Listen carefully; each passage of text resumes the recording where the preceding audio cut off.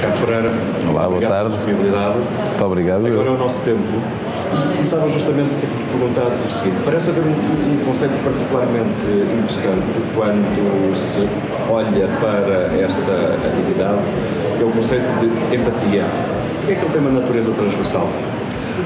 Olha, empatia começa a ser um bocado já uma palavra gasta, não é? Tal e qual como a inovação e o empreendedorismo é tão utilizado que depois já não diz nada, não é? Mas para nós, empatia foi uma forma de embrulharmos muito bem aquilo que já fazíamos.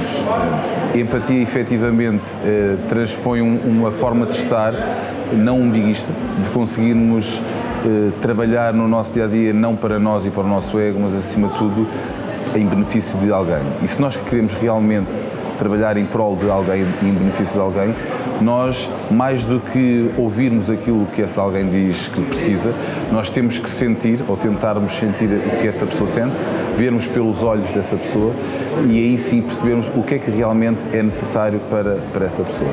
E a forma de empacotarmos este processo realmente é a empatia.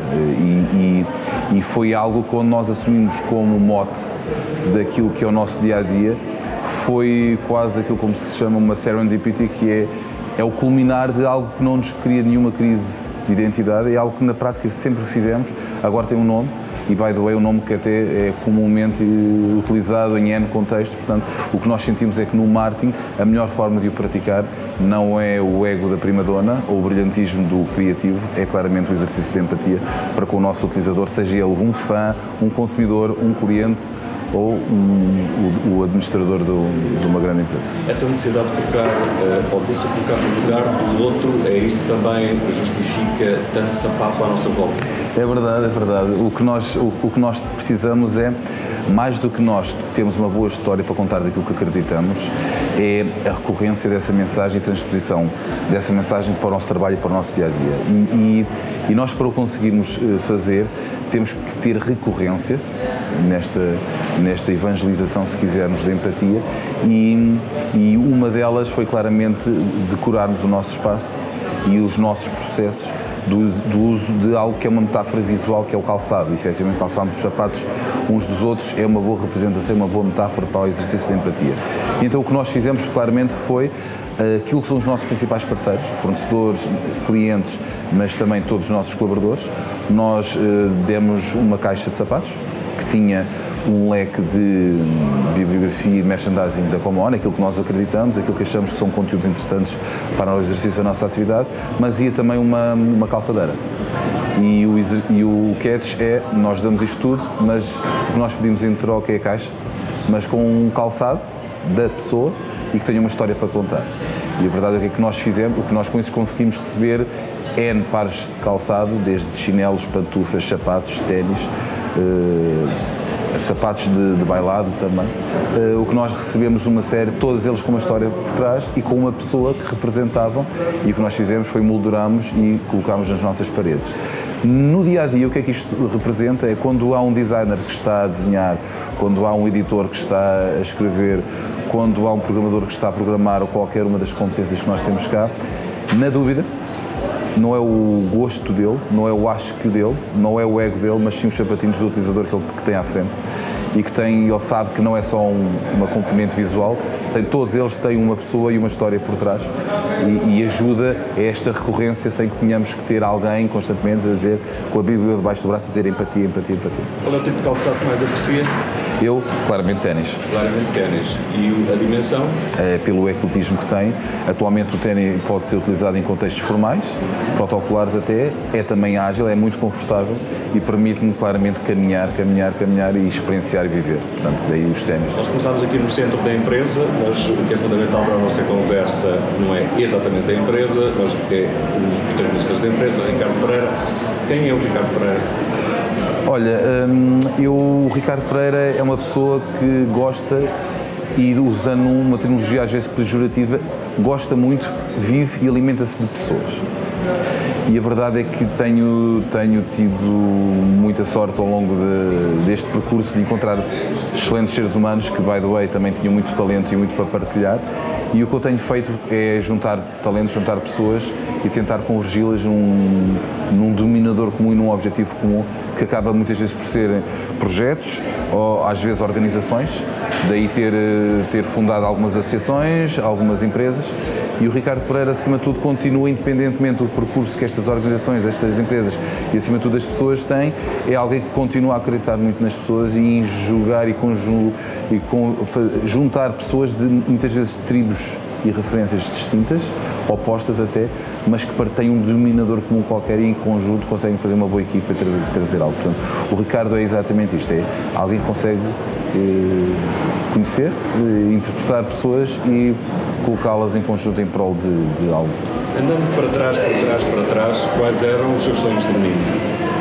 Olha, eu havendo alguma coerência, eu tive vários sonhos como todos nós, não é? Alguns tiveram um protagonismo maior, outros transformaram-se em apenas um objetivo que não é necessariamente um sonho, mas eu sempre tive como objetivo fazer coisas. Todos nós queremos mudar o mundo e nós vamos criando esta lente de mudar o mundo a uma dimensão que nos seja acessível. E eu acredito que o meu objetivo sempre foi marcar a diferença, fazer algo que realmente fizesse sentido, que tivesse significado e que tivesse um propósito.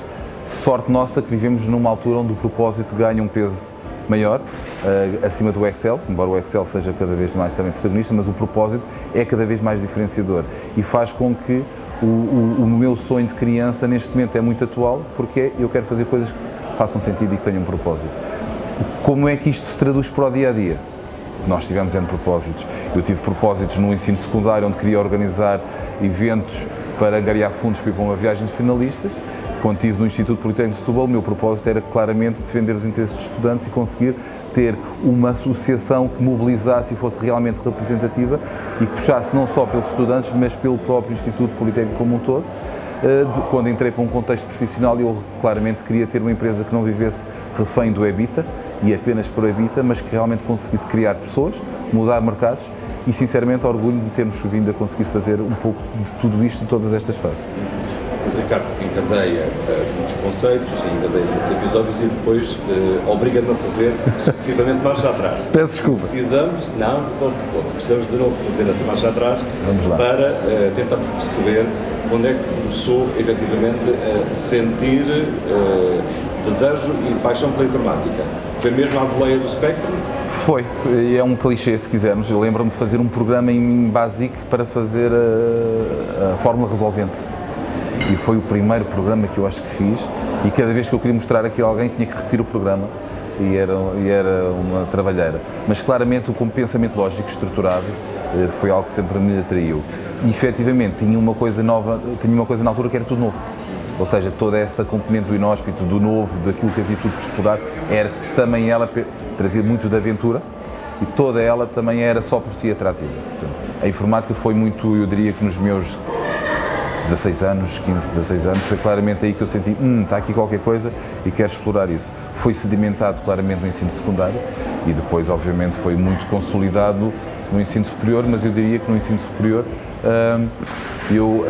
aquilo que foi mais sedimentado não foi a informática, mas foi mais a componente social e das soft skills que me abriram todo um leque de oportunidades que serão cada vez mais importantes para a agilidade que se tem que ter. O que é que conseguiu encontrar no curso de informática de gestão?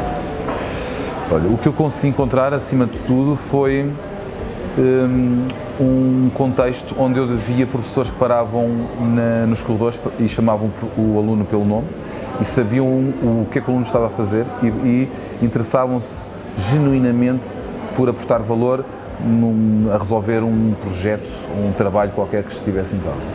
E este contexto familiar, eu lembro, eu na altura eu tive que optar entre o técnico, o ISEL, a Nova e o Politécnico de Setúbal, e foi uma decisão super consciente porque é que eu queria ir para a Escola Superior de Tecnologia de Setúbal. Foi porque eu já tinha lá alguns amigos e eu sentia claramente este espírito de proximidade e colaboração que existia e que em nada eu reconhecia nas outras, e eu dei-me ao trabalho de as conhecer, porque também tinha amigos em todas estas instituições, e claramente aquilo que eu sentia que fazia a diferença era isto. Sempre acreditei muito na colaboração e na proximidade como algo que nos constrói como pessoas e como profissionais, e foi isso que eu encontrei acima de tudo. Obviamente encontrei também muito desafio do ponto de vista do novo, da tecnologia, do novo paradigma, da nova ferramenta, do novo contexto. Sim, obviamente ganhei hard skills, ganhei competências que são importantes, mas eu diria que aí a Escola Superior de Tecnologia e o Politécnico estão a par daquilo que melhor se vai fazendo. Mas a grande diferença que eu encontrei, e que aí sim eu continuo a achar que faz a diferença para com as outras instituições, são as soft skills. É a componente social, a componente de valorização da colaboração, da partilha. Eu tive um percurso académico onde eu tive muitas solicitações pelos órgãos de gestão das escolas, eu tive em quase todos os órgãos de gestão das escolas, e na associação académica, etc, etc. E a verdade é que a minha disponibilidade às vezes para estar na frequência das aulas não era a melhor. Eu tive apoio total, quase incondicional, quer dos meus colegas, alunos, quer dos professores, que foram partilhando, não ficaram refugiados atrás de um script ou de um rótulo ou de um estatuto, sempre colaboraram, e a intenção nunca foi apenas de avaliar naquelas milestones normais, os testes, as frequências, os projetos, os exames, mas foi claramente passar conhecimento. E aí eu senti que adquiri-me isto sem estar nas aulas todas. Que motivo é que teve o chamamento de integrar a Associação de Estudantes e de presidi-la? Porque eu dei por mim a queixar-me demasiado. E aquilo que eu defendo como um dos mantras é nós todos temos direito ao desabafo e devemos fazê-lo. Mas depois do desabafo devemos gastar essa energia a construir. E eu dei por mim igual aos outros, a dizer mal, a queixar-me e a não construir nada. Então, mas porquê? Então porquê que não faço eu um step-up e não sou eu que agarro as coisas e tento mudar? E foi isso. Tinha uma excelente equipa comigo, encontrei pessoas brilhantes, tive também a sorte de elas serem heterogéneas, ou seja, consegui ter uma cobertura que me deu quase lentes dos vários cursos e das várias áreas de formação da escola, e fez com que, sim, então vamos mudar realmente alguma coisa, não vamos apenas queixar-nos, e foi o que fizemos. E tivemos uma equipe brilhante que durante 3 anos fizemos, a meu ver, um grande trabalho, e que mais do que aquilo que demos à escola e ao instituto, eu sinto que todos nós recebemos uma riqueza incrível. Eu costumo dizer que há 2 coisas na minha vida que foram fulcrais para estar onde estou hoje. Uma, foram escuteiros, e eu fui escuteiro, e isso deu-me um desenvolvimento de competências sociais e de organização essenciais, e a outra foi no percurso do Politécnico de Setúbal, o ter estado em tantos órgãos de gestão e ter estado com a Associação Académica. Porque claramente foram ingredientes essenciais que vão muito para além do percurso de clichê académico. Tens saudades das diretas que aconteceram? Não. Tenho saudades do ambiente descontraído, descomplexado e ligeiro sem ser descomprometido. Havia um compromisso incrível, mas havia uma forma natural, espontânea de agarrar as coisas e não deixar cair. Trazendo isso para aqui, obviamente às vezes também temos noitadas, a idade já não perdoa, não é? E às vezes o mal é sono, nós temos que dormir bastante, e a verdade é que sinto falta da adrenalina, de alguma adrenalina que tínhamos na altura, mas a verdade eu penso que ela é compensada por outras coisas que entretanto ganhamos nos alimentos. O Ricardo deve ter sido recordista em ter participado em tantos órgãos da gestão ao nível do Politécnico de Setúbal. Como é que tudo isto se foi encadeando? Olha, eu tive um contexto interessante, porque eu apanhei a democratização das instituições de ensino, portanto havia necessidade de as criar, de definir os regulamentos, os regimentos e os estatutos, e eu na altura, como tinha muita vontade e disponibilidade, acabei por voluntariamente abraçar uma série de desafios, desde a Assembleia de Representantes, Conselho Pedagógico, até o Conselho Diretivo, depois Conselhos Gerais, Comissões Permanentes, etc, etc. Portanto, e depois, como me habituei numa fase embrionária a criar estatutos e a ter aqui uma noção clara da importância de criar processos, sistemas que depois regulassem e permitissem que as entidades funcionassem, acabava por ser solicitado, olha, já agora, mais este. Pronto. E eu acho que esse foi o contexto, não teve a ver com nenhuma capacidade extraordinária que tivesse, teve a ver com o contexto e a oportunidade que foi surgindo. E depois, efetivamente, eu tinha uma equipa muito boa, que fazia com que a operação e o ongoing das associações e dos órgãos não estavam dependentes necessariamente de mim para acontecer. O que fazia com que eu, mais do que ter que alocar tempo a fazer acontecer, eu podia alocar tempo a pensar como fazer acontecer. Pronto, ou seja, isso não se deve necessariamente à minha capacidade, deve-se muito à capacidade das equipas em serem autónomas e a conseguirem implementar e executar. entre tanta coisa que aconteceu no contexto do Politécnico, conseguimos nós isolar um momento que seja o momento mais significativo, aquele que claramente se diferencia de todos os outros e que por isso mesmo deve ser convocado para a nossa conversa? Houve um momento icónico, para mim, de celebração, e houve um momento icónico de pressão. O momento icónico de pressão, que eu penso que esse foi game changer, foi o momento em que eu decidi que estava na altura de eu agarrar a Associação Académica e que estava a cair, que já falámos nele, eu estava a queixar-me e não estava a fazer nada, e foi quando eu senti que consegui mobilizar pessoas e que partilhávamos um interesse comum e conseguimos traduzir aquilo para uma equipa e para um plano de atividades e para objetivos.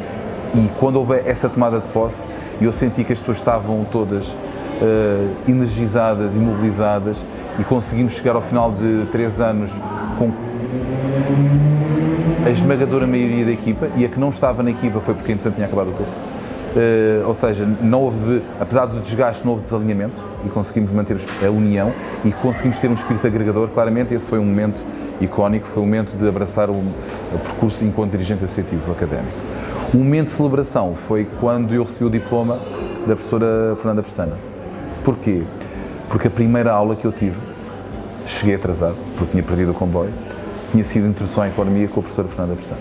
O primeiro momento académico de letivo que eu tive foi entrar numa sala e a professora Fernanda Pestana dizer: Ricardo, está atrasado.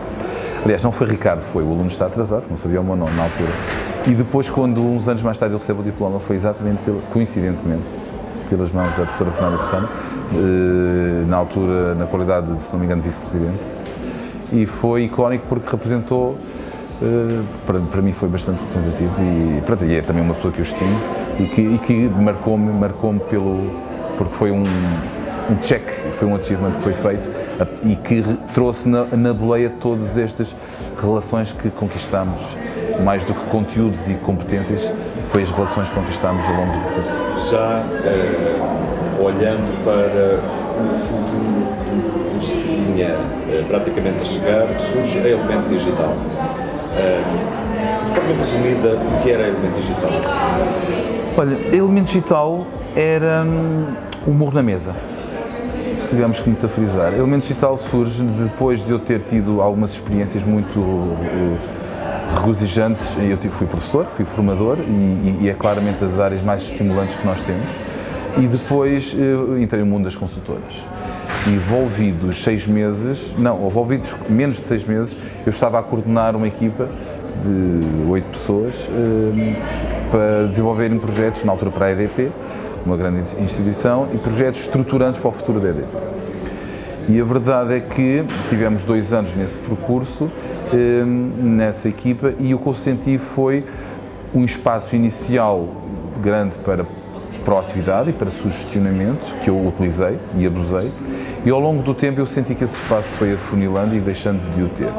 E passados 2 anos, 1 ano e meio, eu estava a ser confrontado com um contexto onde eu não tinha espaço para opinar, para ser ouvido, e senti uma menor resiliência. Ou seja, a minha capacidade de resistir à frustração estava a diminuir drasticamente. E a verdade é que eu acredito em algo piamente, que é: nós não devemos adiar a felicidade. Ninguém é feliz todos os dias, mas nós não vamos ser felizes apenas na reforma, ou apenas no fim de semana, ou apenas quando chegamos a casa.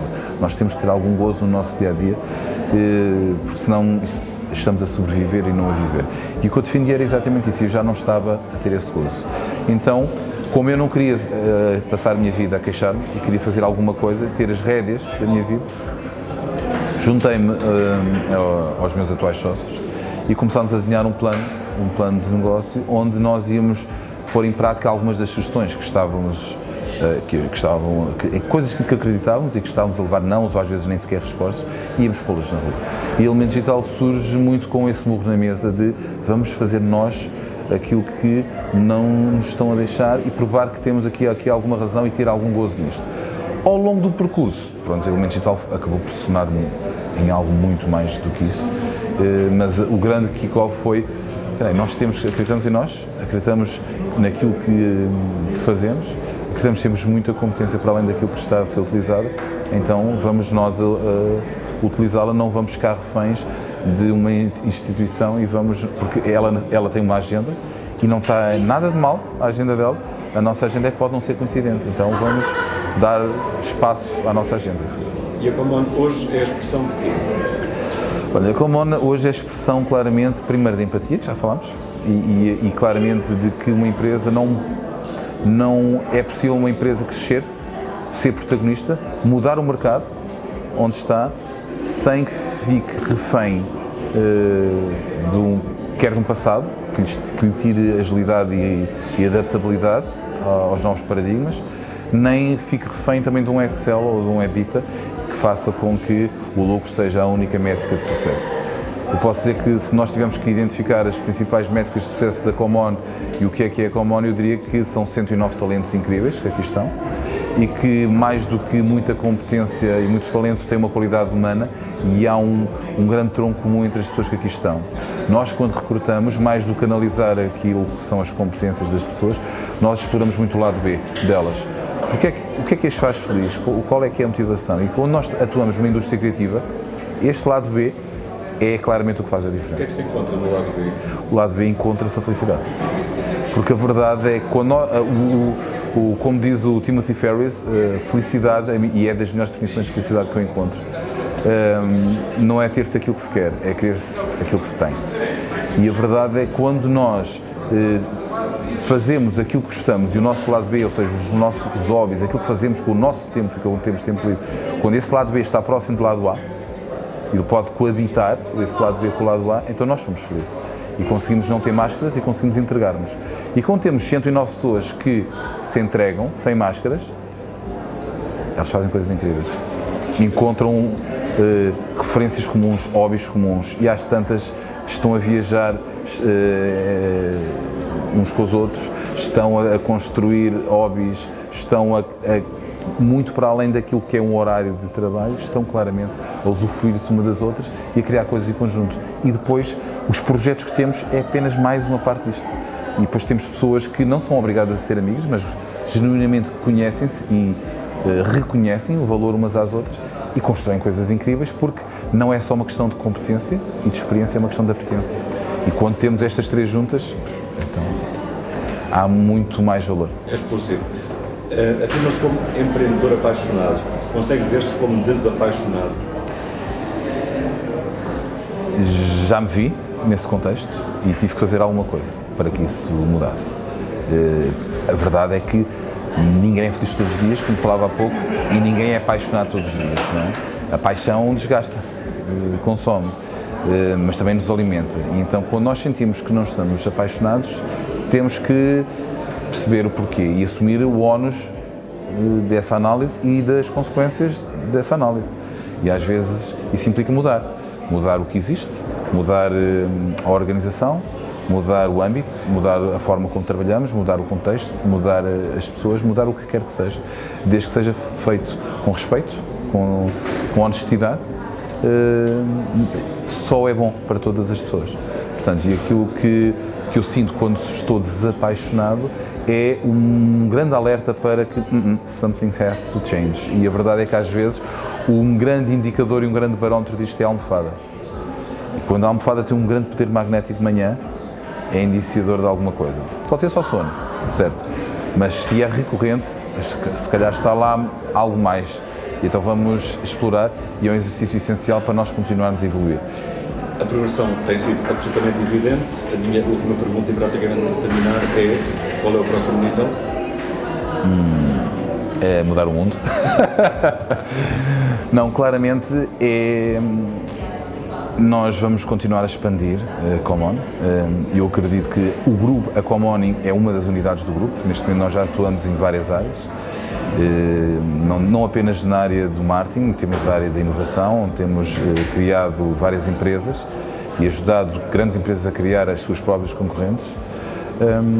Está na altura de dar um outro passo e claramente focarmos numa evolução que passa por mudar pessoas, contribuir para a mudança e evolução das pessoas, para que elas possam mudar as organizações, para que se possa mudar o mundo. E vamos focar muito na mudança e na evolução das pessoas. E eu diria que com passos visíveis e significativos ainda este ano.